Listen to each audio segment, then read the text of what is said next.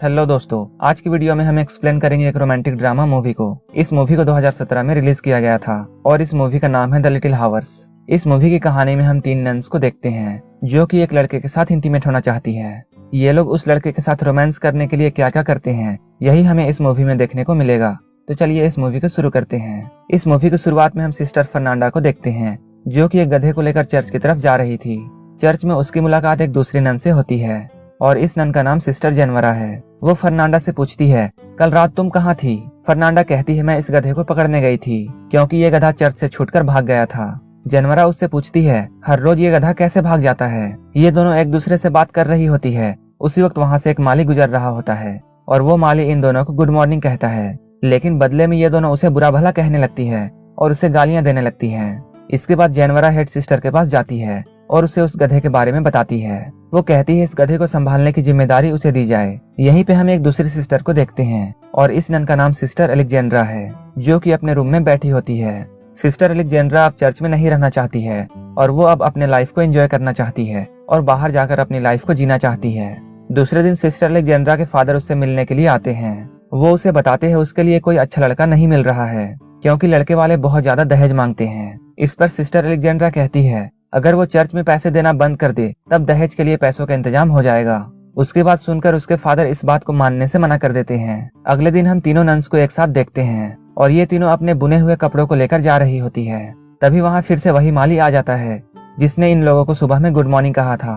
वो माली इन लोगों को गंदी नजरों से देखता है। ऐसा करते हुए तीनों नन्स उसे देख लेती हैं और ये तीनों मिलकर उस माली को खूब गालियां देती हैं और इसके बाद उसकी पिटाई भी कर देती हैं। वहीं दूसरी ओर हम फादर तोमासो को देखते हैं जो कि सिस्टर्स के बुने हुए कपड़ों को बाजार में लेकर जाने वाला था और वो बाजार की तरफ निकल जाते हैं। रास्ते में उनकी मुलाकात उसी माली से होती है। वो माली फादर से कहता है अब वो चर्च में काम नहीं करना चाहता है क्योंकि उन तीनों नन्स ने उसे बहुत पीटा है और उसे बहुत सारी गालियां भी दी हैं। फादर तोमासो उसे समझाने की पूरी कोशिश करते हैं और वो कहते हैं अब ऐसा कुछ भी नहीं होगा, तुम इस चर्च को छोड़कर मत जाओ। लेकिन वो माली फादर की बात नहीं मानता है और वहाँ से चला जाता है। इसके बाद हम इस मूवी में लॉर्ड ब्रूनो को देखते हैं जो कि अपनी बीवी फ्रांसिस्का के साथ बैठकर खाना खा रहा होता है।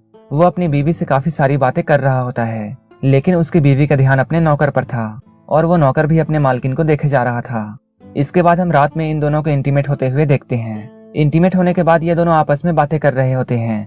उसी वक्त फ्रांसिस्का अपने नौकर से यह बात कहती है उसके हस्बैंड से कुछ भी नहीं हो पाता है। इसके बाद ये दोनों फिर से इंटीमेट होने लगते हैं। तभी कमरे में लॉर्ड ब्रूनो अंदर आता है। कमरे में काफी ज्यादा अंधेरा था। इस बात का फायदा उठाकर वो नौकर वहाँ से भागने लगता है, लेकिन लॉर्ड ब्रूनो उस आदमी का पीछा करते हुए नौकरों के क्वार्टर तक आ जाता है जहाँ वो नौकर सोने का बहाना करता है। इसके बाद लॉर्ड ब्रूनो सभी नौकरों के चेस्ट पर हाथ रखता है जिससे कि उसे ये बात पता चल जाता कि कौन सा नौकर अभी दौड़कर यहाँ आया है। मेसेडो की दिल की धड़कन काफी तेज थी लेकिन वहाँ काफी अंधेरा था जिसके वजह से लॉर्ड ब्रूनो उसे पहचान नहीं पाता है। इसीलिए वो उस नौकर का पोनीटेल काट देता है और वो सोचता है सुबह होते ही उसे ये बात पता चल जाएगा कि ये आदमी कौन है। लॉर्ड ब्रूनो के जाते ही मेसेडो उठता है और वो अपने सारे साथियों की पोनीटेल काट देता है। सुबह जब लॉर्ड ब्रूनो उस नौकर को पहचानने के लिए आता है और वो इस तरह से मेसेडो को नहीं पहचान पाता है। अगली सुबह फिर से फ्रांसिस्का मेसेडो के पास आती है और वो उसके साथ फिर से इंटीमेट होना चाहती थी। फ्रांसिस्का उसके साथ खुले में ही जबरदस्ती करने लगती है। फ्रांसिस्का और मेसेडो को ऐसा करते हुए लॉर्ड ब्रूनो देख लेता है और वो अपने सैनिकों को ये ऑर्डर देता है वो मेसेडो को पकड़कर यहाँ लाए। इसके बाद मेसेडो अपनी जान बचाने के लिए जंगल की तरफ भागने लगता है। जंगल में भागते हुए मेसेडो फादर को देखता है जो कि अभी नशे के हालत में होते हैं और उनकी गाड़ी नदी में पलट चुकी थी और उसके सारे कपड़े नदी में बह रहे थे। मेसेडो ये सब देखकर फादर की मदद करता है। फादर ये सब देखकर मेसेडो से बहुत खुश होते हैं और उसे अपने साथ चर्च में आने के लिए कहते हैं। जाते हुए फादर मेसेडो से ये कहते हैं तुम वहाँ पहुंचकर गूंगे और बहरे होने का नाटक करना, नहीं तो वहाँ की सिस्टर्स तुम्हें बहुत मारेंगी। अगले दिन ये दोनों चर्च पहुंचते हैं। वहाँ पहुंचकर फादर मेसेडो की मुलाकात सिस्टर मारिया से करवाता है। सिस्टर मारिया पहले तो मेसेडो को वहाँ रखने से मना करती है लेकिन फादर के कहने पर बाद में वो उसे माली की जॉब दे देती है। अगले दिन मेसेडो अपना माली का काम कर रहा होता है। तभी वहाँ पर सिस्टर फर्नांडा आ जाती है और वो मेसेडो को हथियार दिखाकर उससे पूछताछ करने लगती है। अभी इन नन्स को मेसेडो के बारे में कुछ भी पता नहीं है। तभी वहाँ पर सिस्टर मारिया आती है और वो इन लोगों को बताती है ये हमारा नया माली है और इसका नाम मेसेडो है और ये गूंगा और बहरा है। उसी रात फर्नांडा की एक दोस्त मार्था उससे मिलने के लिए आती है। इसके बाद ये दोनों मिलकर अलेक्जेंड्रा के कमरे में जाते हैं और इसके बाद ये लोग मिलकर शराब पीने लगते हैं। कुछ देर बाद सिस्टर जेनवरा भी वहाँ आती है और इन लोगों को ज्वाइन करती है। शराब पीते हुए ये लोग आपस में एडल्ट बातें करना शुरू कर देते हैं, जहां मार्था उन्हें इंटीमेट होने के बारे में काफी कुछ बताती है। मार्था की बातों को सुनकर ये लोग काफी एंजॉय कर रहे होते हैं। ये लोग पूरे नशे में आ चुके थे। इसके बाद जेनवरा और फर्नांडा एक दूसरे से रोमांस करने लगते हैं। अगली सुबह हम मैसेडो को देखते हैं, जो कि जमीन की खुदाई कर रहा होता है। तभी वहाँ पर सिस्टर एलेक्जेंड्रा आती है। कुछ देर मैसेडो के साथ वो बातें करती हैं और बात करते हुए उसे काफी अच्छा लगता है और धीरे धीरे वो मैसेडो को सेड्यूस करने लगती है और वो उसके साथ रोमांस करना शुरू कर देती है। ये दोनों एक दूसरे के साथ काफी एंजॉय कर रहे होते हैं। तभी चर्च की घंटी बजती है और एलेक्जेंड्रा वहाँ से चली जाती है। वहीं दूसरी ओर जेनवरा और फर्नांडा कपड़ों को धो रही होती हैं। तभी एलेक्जेंड्रा वहाँ पर आती है। ये तीनों आपस में बीते हुए रात के बारे में बातें कर रही होती हैं। ये लोग कहते हैं रात में काफी ज्यादा मजा आया था। फर्नांडा एलेक्जेंड्रा से ये पूछती है, तुम्हारे कपड़े इतने ज्यादा गंदे कैसे हैं? एलेक्जेंड्रा कहती है वो मैसेडो के गड्ढे खोदने में मदद कर रही थी। ये सुनकर जेनवरा और फर्नांडा को यकीन नहीं होता है, क्योंकि पहले एलेक्जेंड्रा कोई भी काम नहीं करती थी। एक दिन जेनवरा फर्नांडा और उसकी दोस्त मार्था को जंगल की तरफ जाते हुए देखती है। इसके बाद वो छुपते हुए इन लोगों का पीछा करने लगती है। कुछ देर के बाद वो देखती है ये लोग जंगल में बेलाडोना बना रही होती है। बेलाडोना पत्तों से बनाया जाता था और वो एक ऐसा लिक्विड था जिसे यूज करके मर्दों को अट्रैक्ट किया जा सकता था। मार्था फर्नांडा की आंख में बेलाडोना की 2 बूंदें डाल देती है और उसके उंगली में एक कट लगाकर उसका खून पीने लगती है। ये सब होते हुए जेनवरा देख रही होती है। इसके बाद फर्नांडा और मार्था दोनों मैसेडो के कमरे में जाती है। ये दोनों मैसेडो को सेड्यूस करने की कोशिश करती हैं।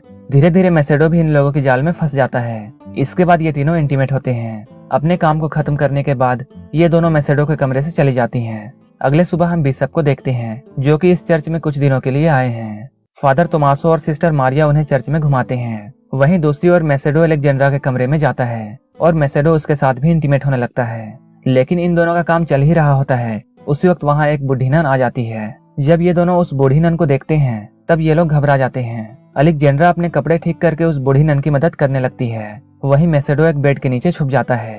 वो बूढ़ी नन बहरी होती है, इसलिए वो इन दोनों की हरकतों को नहीं जान पाती है। मैसेडो बेड के नीचे से निकलकर खिड़की से भागने की सोचता है, लेकिन तभी उस कमरे में बिशप और सिस्टर मारिया आ जाते हैं। मैसेडो ये देखकर फिर से पलंग के नीचे छुप जाता है। इन लोगों के जाने के बाद वो वहाँ से निकलता है। वहीं दूसरी ओर हम जेनवरा को देखते हैं। अब वो भी बेलाडोना बनाने लगती है, लेकिन वो उसे अपनी आंखों में डालने के बजाय पी लेती है, जिसकी वजह से उसे चक्कर आने लगते हैं। इसके बाद वो अपने हाथ पर एक कट लगाती है और उससे निकले हुए खून को अपने गाल पर लगा लेती है। इधर एलेक्जेंड्रा मैसेडो के कमरे में जाती है और वो उससे पूछती है उसने झूठ क्यों बोला कि वो गूंगा और बहरा है। इन दोनों की बातें चल ही रही होती है, तभी वहाँ पर जेनवरा आ जाती है। इसके बाद एलेक्जेंड्रा भागकर एक कोने में छुप जाती है। जेनवरा के दिमाग में बेलाडोना का नशा छाया हुआ था, जिस वजह से वो मैसेडो के पास जाते ही उससे रोमांस करने लगती है। लेकिन तभी उसे फर्नांडा की आने की आवाज सुनाई देती है। इसके बाद वो भी जल्दी से भागकर कोने में छुप जाती है, जहाँ उसकी मुलाकात एलेक्जेंड्रा से होती है। ये दोनों एक दूसरे को देखकर वहाँ चौंक जाते हैं। ये दोनों एक दूसरे को देखकर बहुत हैरान होते हैं। इसके बाद उस कमरे में फर्नांडा आती है और वो चाकू दिखाकर मैसेडो को किडनैप कर लेती है और उसे जंगल में ले जाने लगती है। एलेक्जेंड्रा और जेनवरा दोनों उसका पीछा करती हैं। जब ये लोग जंगल में पहुंचते हैं तब ये लोग कुछ अलग ही चीज देखते हैं। ये लोग देखते हैं जंगल के बीचों बीच आग जली हुई है और उस आग के चारों ओर चुड़ैलें नाच रही हैं। वहीं पास में मैसेडो भी पड़ा हुआ है, जिसे इन लोगों ने रस्सी में बांध दिया है। ये सब देखकर ये दोनों समझ जाती हैं कि फर्नांडा और मार्था मैसेडो की बलि चढ़ाने वाले हैं। मार्था मैसेडो को मारने वाली होती है, तभी वहाँ पर जेनवरा पहुंच जाती है और वो सभी चुड़ैलों को मारने लगती है। मार्था जेनवरा को रोकने की कोशिश करती है, लेकिन जेनवरा एक डंडे से मार्था पर वार करती है, जिससे मार्था बेहोश हो जाती है। इसके बाद एलेक्जेंड्रा भी वहाँ आ जाती है और वो मैसेडो को फर्नांडो से बचाती है। उसी वक्त मैसेडो भी इन लोगों को अपनी सच्चाई बताता है। वो कहता है वो गूंगा और बहरा नहीं है। चुड़ैलों को मारते हुए जेनवरा खून में लथपथ हो चुकी थी।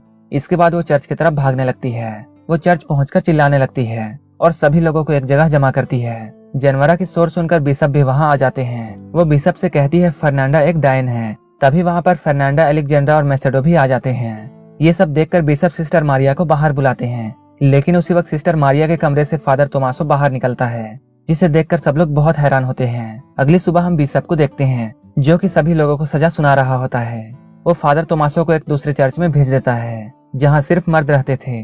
मैसेडो को फिर से लॉर्ड ब्रूनो के पास भेज दिया जाता है, जहाँ लॉर्ड ब्रूनो उसे जेल में बंद कर देता है। इसके बाद हम इन तीनों सिस्टर्स को देखते हैं, जो कि आपस में एक दूसरे से माफी मांगती हैं। अब इन तीनों को मैसेडो की बहुत चिंता हो रही थी। वहीं दूसरी ओर हम मैसेडो को देखते हैं, जो कि जेल में अपनी सजा को काट रहा होता है। तभी वहाँ पर लॉर्ड ब्रूनो आता है। लॉर्ड ब्रूनो कहता है उसने अपनी बीवी को कुत्तों और सुअरों के साथ बांध दिया है। वो ये भी कहता है जब तक उसका मन करेगा वो अपनी बीवी को जिंदा रखेगा, और वो मैसेडो से ये भी कहता है कि वो उसे किस तरह से टॉर्चर करने वाला है। कुछ देर बाद उस जेल में एक कछुआ आता है जिसके पीठ पर एक मोमबत्ती लगी हुई होती है। उस कछुए को उन तीनों सिस्टर्स ने वहां भेजा था ताकि सैनिकों का ध्यान इस कछुए में लग जाए और ये तीनों मैसेडो को आजाद कर सके। जैसे ही जेल के सैनिक उस कछुए के पीछे जाते हैं, सिस्टर्स वहां आकर मैसेडो को नन वाले कपड़े पहना देते हैं और उसे अपने साथ वहां से लेकर निकल जाते हैं। जेनवरा मैसेडो की जगह एक पुतला रख देती है, जिसकी वजह से सैनिकों को ऐसा लगता है कि वो पुतला मैसेडो है। इसके बाद ये चारों खुशी खुशी जंगल की तरफ भागने लगते हैं। ये चारों आपस में बहुत खुश होते हैं। इधर मारिया की मुलाकात जंगल में भटक रहे फादर तोमासो से होती है। ये दोनों भी एक दूसरे को देखकर बहुत खुश होते हैं। तभी इन लोगों को कुछ आवाजें सुनाई देती हैं। उस आवाज को सुनकर ये दोनों छुप जाते हैं। ये लोग देखते हैं ये चारों कोई और नहीं बल्कि तीनों सिस्टर्स और मैसेडो हैं। उन चारों के यहाँ से चले जाने के बाद ये दोनों एक दूसरे को देखकर मुस्कुराते हैं और यहीं पर ये मूवी खत्म हो जाती है। अगर आपको ये मूवी अच्छी लगी हो तो एक लाइक जरूर कर देना और ऐसे ही वीडियोस के लिए मेरे चैनल को जरूर सब्सक्राइब कर लेना। तो मिलते हैं हमारे नेक्स्ट वीडियो में।